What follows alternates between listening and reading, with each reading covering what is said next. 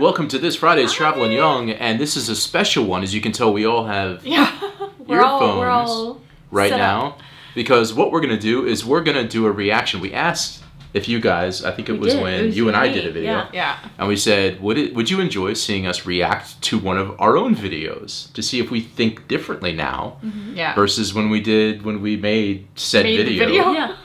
A year and a half ago, and a number of people said they'd like to see it, so we're going to do that right now, and we're going to react to the video that we did. I think it's probably one of the first raw videos where we really talked openly. It took a while, I'd say, to feel comfortable really talking openly about stuff. But I think it was one that we really wanted to do because we get a lot of questions from people about what it's like to move, like what all is involved, and so I think that was one of the reasons why we did it. Well, and this video, by the way, is about when we moved here. I didn't say that part yet. But sorry. It was about when we moved to Denmark, and we talk all about it individually, actually. We're not all... Actually, this is interesting. As part of our evolution, there were internal debates between all of us on, do we need to be... All of us at the same time? Should we have individual cameras? And this one I was really adamant. I said, guys, I want us to tell our own individual stories of what it was like to move. So for this one, let's just have individual shots of us. I'll edit it all together later, and we'll make sure we're sticking to a thread. And then I don't know if you remember this, but this was also when we recorded the first intro. Oh my god, it was. That's right. And I a lot of you guys don't know this, but a lot of times I just kind of give very little direction. I'm just like, come on, just talk about this. And then Miranda was very... I wrote the script. She's like, wrote the script for the intro because she's like, we need to know what we're saying. And then we all said the exact same thing. It took me about 5 times to get it right. And then I edited together the best clips of us basically saying the same things. And that was, you'll see one of the first intros, and that became part of the second bigger intro. And then all that's now long gone. But anyway, that was all on that same day, which was in early October of 2020.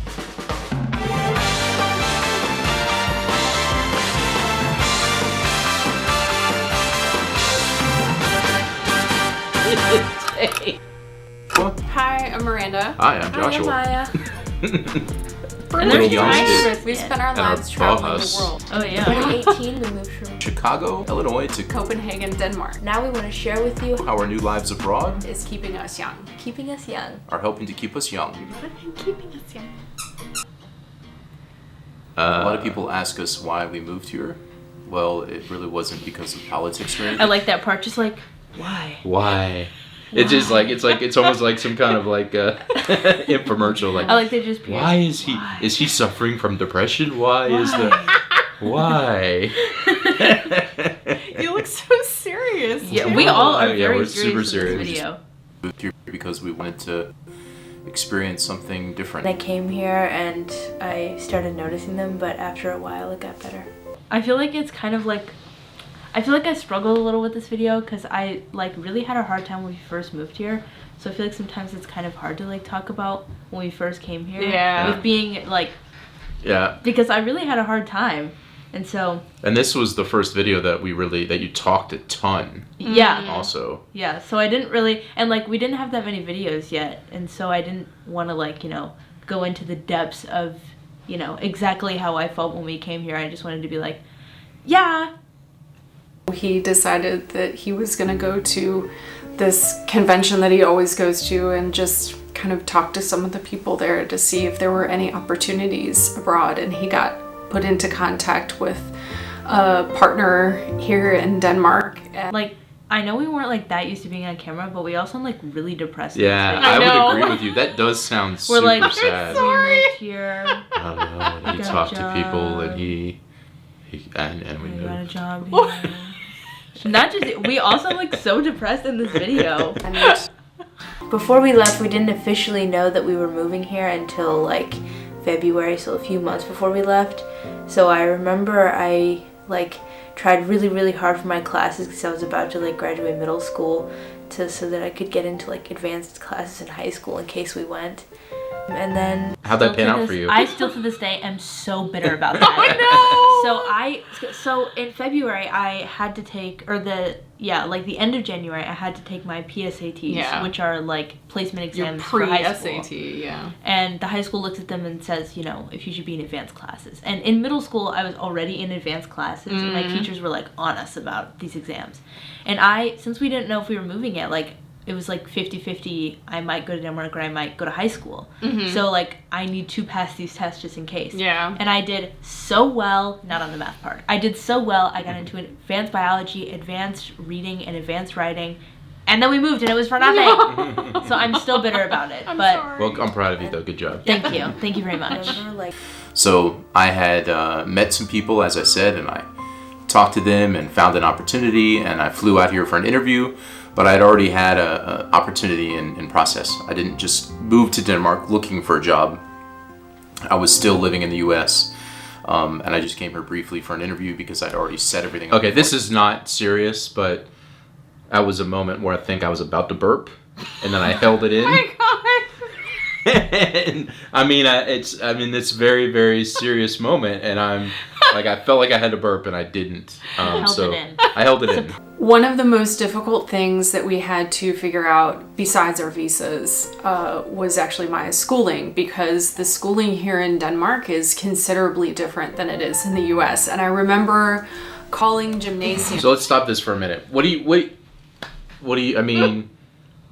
you like it? Do you like the school here? I mean, obviously the transition was challenging, but we just said it's different. So how do you react now that you've been here? I mean, the school is still really different. Yeah, but obviously. After school, the things you've done that you didn't even know when you came here. Yeah, well, I really liked after school. After school was really fun. And I like gymnasium because you kind of get to choose exactly what you want to learn about even before university in like a more chill way where it's not... the masters and bachelors you can take after kind of depend on what you do in gymnasium, but it's not like set in stone. So it's kind of nice to be able to experiment with what you want to do. But I still get really jealous when I see Danish exchange students in America getting to go to prom. Yeah. That makes me really sad. And I remember we went to your college grounds when we were in the US, and it made me really sad because I wanted to go to college. But I do really enjoy school here. We were obviously very concerned about Maya. Not concerned, but, we wanted to make sure that she was getting the most out of everything. I was concerned.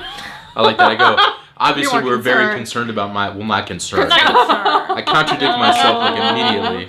I applied to probably 40 jobs and heard absolutely nothing from anyone.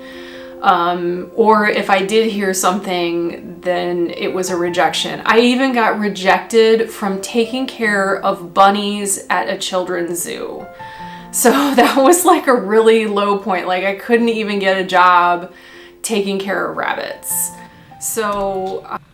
Well, you can take care of Shihiro's rabbit now whenever you want. Yeah. Well, now you're on your second. I've moved up in the world. Job. I think the moral of that story is if you're a non-Danish speaker, the IT industry is much easier to be able to integrate into and find work because so much of that is international in nature and everybody does everything in English. Because all my jobs have had everything in English, even if it was a Danish company that I worked at. And I'm super thankful that it was just a random, recruiter or person who had reached out to me, and I had no idea that a business analyst was even a job you could have. So I was really excited when I found that out, and now that's what I do, and I really love it. So it took me a really long time to find a job, just because you can't really work internationally as a part-time teenager. No. Basically, the only things you can do is customer service and, working in a grocery store, talking to people all day.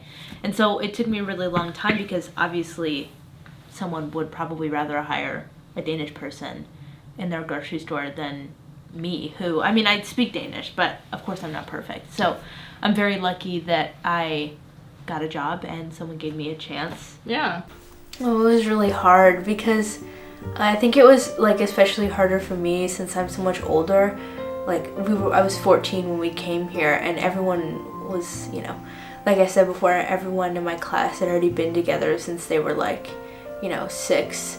So they all knew each other and they all had their little groups, and it was kind of hard to get into those groups when everybody already knew each other. I think like about that, like I think that also I just want to go back on what I said before. I feel like the question, are you happy you moved and are you happy you're here now, are two like very different questions. Yeah. Because I'm very happy to be here, but the moving process was very hard, so I don't know if I'm like happy about the process of moving and changing, but I'm still happy to be here.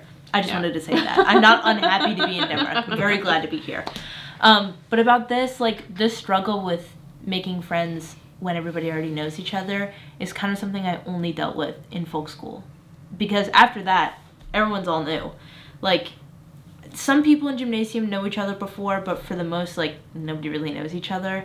And especially after school, like, I didn't know a single person, and no one else really knew each other either. So it was much easier to make friends. And I think over time, I just have a really easy time making friends with people who are very, like, really open-minded and really welcoming because, you know, since I'm not Danish and I'm not perfect at Danish, and a lot of times I don't speak Danish, like, I need, you know, friends who are okay with that and who make, like, I am not ignorant to the fact that a lot of my friends, you know, have to make a lot of effort to be able to talk to me because it's their second language and my first. So it makes me really grateful for the friends that I do have because I know that, like, they like me so much that they would speak their second language all day just for me. Yeah. Yeah, well, I mean, I think, you know, at this point also in our YouTube world, we hadn't, I think when we published this video, we maybe had 400 subscribers or something. Or 500. So we didn't even know yet how we'd make some friends and meet some people and connect with Danes through this medium. Yeah, at the point when we said these things. I mean, not that we're like, you know, we've made some friends, but also just generally feeling so much more welcome here. You know, just from like, we went to Bauhaus the other day and you know, somebody stopped and said hi. I mean, that happens like... My bus driver knew me one time, and that was really nice to just be like, oh, hi. I mean, that happens all the time now. And so that's not necessarily like a deep friend network, but it is a way that we feel more welcome here now. So this, as a avenue of growth and feeling accepted as part of society has been huge. But a lot of the people you see on this channel that hang out with us, Chihiro's not Danish specifically, but she's lived here for quite a while. And of course, Peter, who does all the drinking stuff with me, is he's Danish. And obviously Vilas. I hadn't even met him when this video was filmed. No, I hadn't met him yet. You hadn't met him yet. So no Vilas yet. So I mean, there's just I still think it was difficult, but I think there's a period for me at least. There's a period where you just are so in the moment, you wonder if you're ever going to be able to, you know, get past the humps and actually start meeting people and feeling comfortable. Yeah. And it took a little while, but now I feel super comfortable and accepted. And absolutely. You know, and it doesn't feel like it did maybe even at that time. Like after a while, after being here for almost 4 years, I feel like no matter what now, I always have a place or somewhere or someone to go to. Yeah. So, but it takes time, of course. I wish I could tell like 14-year-old me that, just to like, just wait, go get some friends. I think like the hardest thing to adjust to was that like realizing that all of that stuff that I had in the US like wasn't here anymore. Like I couldn't see my friends every day and I wouldn't go back to my school or anything. Like that was something. That was probably the hardest thing, I guess. Like just realizing that all of the things that I had before and like knew before just like weren't there anymore. And one time I was talking about it to somebody and they were like, wow, it's almost like the old you and the old life you have is dead. And I was like, yeah. Oh no. I guess you're right. Oh. Thank you. And see, that's why when I say like, you know, I'll always regret putting you through that process. That's really what I mean. Like that kind of, you know, you just had to leave everything you knew behind, and it was just hard to watch you have to go through that transition. Yeah, and I think it was also, you know, not so much the things I already had, but the things I was looking forward to. Yeah. You know, like, that you were really upset about. Because, I mean, ever since you're, like, a kid, you always watch movies where, you know, they're going to college or they go to prom. Yeah, and or you they don't go get to to high do those school. things. And it's things that you I've looked forward to prom since I was, like, 5 years old. So those things that you know, think you're going to get to do and, you know, are looking forward to your whole life just, like, being gone is definitely hard. Yeah, and as the parent, we're the ones who made that decision, so that's why I say it's, you know, I will always regret that, but there was no way around it, but still. Yeah. I mean, on the positive side, to be positive instead of negative, I'll say that, you know, like I've, you know, obviously things like prom and all that stuff I got to do because I was still there, so that, but, you know, I've always viewed that having an opportunity to come here is not like my old life is dead. It's rather I've got a brand new, fresh life that it, you know, and I feel like I've lived multiple lives because of it. I mean, I feel like I've got my growing up life, living with my parents, and I had my college life, then I had, when we first got married, I lived in DC, then the Chicago life, and now this life, and it's like, you know, embedding all these new opportunities along these different lives, to me, for me, it's made it more fulfilling. But it's easier as an adult, obviously, to look at it that way because I got through all those initial things that you didn't get to do. So all the things that I'm not doing in the U.S. now are like unknowns anyway, right? Well, she was on life 1. Yeah, you were like 0.75. Yeah, but I mean, you know, in a good way, like I've changed so much since I moved here, obviously, because I'm also like 4 years older, but in a good way and a bad way, it's almost like when I look back at who I was when we moved here, like I don't even know who, like, or who I was before we moved, like I don't even know who she is. I don't know who that girl is, but like I think that's kind of a good thing and a bad thing. Yeah. Because it's just culturally so different. So it was a big adjustment at work in my first job because it was primarily Danes, not very international. I was one of the few internationals there. And I felt like that was just more difficult than I thought it would be. And that was a huge adjustment. The job that I'm at now is a little bit different. It's actually extremely international, and it feels a bit more like what I'm used to. One other point that I'm going to make here, and I don't know, maybe I'll cut this out, we'll see. But and notice I'm using the word international here. Yeah. And it's because I really don't like the word foreigner. No. Oh. And that's in my first job, I'd constantly be referred to as a foreigner. It's very I don't othering. like that either. Yeah, it's very like isolating. Yeah, because it makes you immediately feel like you don't belong. Yeah, it's like you're something else. Yeah. Yeah, you don't belong Everyone in here. this is this one thing, and you're something else. Yeah. International, to me, at least when I hear that, as you're an international, there's internationals in the office. And then it's like, oh, like, it's cool, that's great, we're bringing people in. Yeah. Foreigners, not, it's like, why did you don't, that's foreign. Like, I feel like international, it feels like people almost, like when they say international. It sounds bougie. No, not bougie, but it feels like they're acknowledging that you're from somewhere else and that you have your own story and your own culture from where you're from. But foreigner just feels like invading almost. Yeah, I mean, that's how that word is often, would be used in a connotation in America in English. So, I mean, maybe that's just an English thing. I'm sure it has to do with culturally and us in America and stuff, but I just really am not a fan of being referred to as a foreigner. So I never say that here. I'm always saying international, we're international. I'll always say something like that instead of foreigner because I just had to got to be honest, and that's well, the Danish word for foreign is udland, which is like literally outland. Which it makes sense. I'm sure there's no negative connotation in Danish, but it just sounds weird for us having English as our first language.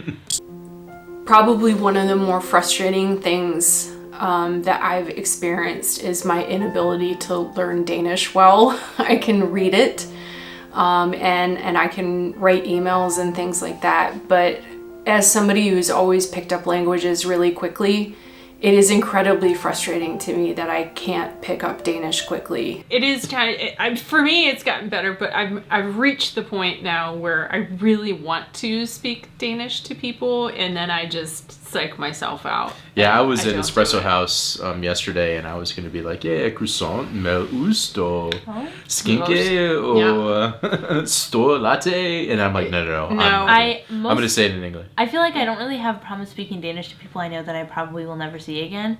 Like when I go to 7-Eleven or Espresso House, sometimes I speak Danish because I know that I probably will not see that person again. But I definitely struggle speaking Danish to friends or in class, which I know I need to. But that's been something really hard for me, speaking Danish to people that I actually know. I really want to stay here because I mean you already wanted to stay. Yeah, my life here now. I mean, we've only been here for 2 years, but I've been going through their school for 2 years. I have a boyfriend now. I have my own little life here, and I would really suck. A different boyfriend? Go back home after all of this and spend so much time adjusting to being here and being okay and fine with living here, and then having to just give it all up and go back. Also, I've learned 2 years of Danish now, and that would be for nothing if we went back, so... That's all. I'm also staying here just out of spite because I did not stay here and put this much effort in for nothing. Yeah. I had not met Vilas yet by when we made this video. True hygge is actually just being with your friends or just being with yourself and just being, just soaking in the moment, and I really, really appreciate that about Danish life. And I still stand by that, and I've seen a lot of Danes say that that's the most accurate representation of what hygge is, and that's really important to me because I do feel like back in the US it was kind of catching on. It was very trendy, and it was all these candles and blankets, and that's just not people don't understand that going to a death metal concert with your friends could also be hygge. So that's what I really like about that. I don't hate my parents for moving here. It's not, still true. I had a lot of difficulties when I first got here, but that's not anything that they caused. It's not their fault or anything. It's just, big changes happening in this part of my life there's already a lot of changes in, and big things are happening when you're a teenager, and so moving here during that time was definitely really hard, but I don't blame my parents or anything. I think one thing that I would want people to understand is that it is incredibly difficult to move here. I think people have this idea that it's super easy to just pick up and move to Europe and live here. I think that's true in any country, though. You can come and live for 3 months, and maybe you can do a backpacking trip or something. I think the biggest thing that I would tell people is don't assume that it is easy to move here, because it's not. Prepare yourself, because things are going to be probably a lot harder than you expected them to be, and it's not going to be exactly how things were back home. And just push yourself to go out with other people, even if you feel like you're not ready to go out and be with people. If you're scared or nervous and you just want to be alone, just go out and meet people, because eventually it'll be worth it and you'll be happy and have friends. Nice is that it? That's it. Oh, I felt like we were, super, I felt like, again, I was kind of salty about the whole, coming over thing and people's assumptions on how easy or not easy it is to come over. And I think that was just coming out of, you do hear the people who say, I'm going to come over on a tourist visa. Can I look for work? And it's like, no, would you like to get deported? So, it is, this is, I think one thing we didn't frame that part of it up well is that I think that's true anywhere. If you it's absolutely true with you wanted any to move country. to France, if a Dane wanted to move to the US, you can't it's just generally difficult to move to another country. But I believe and still believe, I did at that time, and I probably even more stronger now because of how we've grown in that year and a half since then, that it's absolutely worth it if you're able to do it 100%. In a measured way and a mindful way, and you have an opportunity, because you can grow so much as a person. And I'm grateful that we've had the chance, and I'm grateful that it ended up being Denmark, because absolutely. Who knows if we would have been able to connect to another culture the way that we've eventually been able to connect with here. Mm-hmm. I can't imagine living anyplace else. I think when we first realized that Denmark was going to be it, I think we were really, admittedly apprehensive about it, because if you Google Denmark, there's always the kind of expat saying it's dark all the time and it's hard to make friends. But I think now it hasn't been that way for us, and we're super connected. And now. I've learned that not all stereotypes are good to follow. No. So keep that in mind with the stereotypes that you may or may not have about Americans. We may not. They may not be totally accurate for everybody, but that's part of learning and being somewhere and growing, is to see that there's so much more than you read about or understand, good and bad. But the bad things are opportunities to grow and become even a better person. But I feel like a nice ending note on this whole situation is just growing. Growing. She's got the Growing. growing red shirt. Growing. So let us know if you enjoyed this because, I mean, we've been doing these videos for a year and a half, so there's some old ones like this that are fun for us to sit back. It's been a while since we just are making so much content. That in so long. It's hard to go back and watch them because we're busy just making stuff. Yeah. It would be so funny to go back to the after school video. Like, oh my talking god. about when I got kicked out and how it is now. So if you enjoy this and you want to see us react to some of our older videos, let us know what video you think would be interesting to hear us talk about again. Yeah. Because I think it's kind of cool to sit, for us at least, to sit back, and this forced us to revisit. Thank you. How do you really feel? Yeah. So, I don't know. I'm going to make a suggestion here. If you haven't watched the happiness video that we did, which we did, I think, early in 2021, I'm going to link to it here. That would be an interesting... 2001. 2021. Yeah. I think it would be interesting. I'd like to do that. So, I'll link to it here, and you can let us know if you think that would be a fun one for us to say, you know, what we think, if we still feel the same way or not. But until then, or till the next video, whatever, we're just going to say goodbye. We'll see you. Bye.